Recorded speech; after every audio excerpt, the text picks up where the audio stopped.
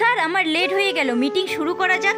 লাবু, তুমি বিয়ের পোশাক পরে কেন এসেছো? স্যার 2 ঘন্টা পর আমার বিয়ে, এখানে মিটিং শেষ করে সোজা মণ্ডপে চলে যাব। স্যার আপনি তো বলেছেন ক্লায়েন্ট আসবে, মিটিংটা করা জরুরি। বলেছি, কিন্তু এভাবে তো আসতে বলিনি। স্যার এভাবে না আসলে তো আমার বিয়ের জন্য দেরি হয়ে যেত। আপনিই তো বলেছেন বিয়ের থেকে বেশি মূল্যবান মিটিং।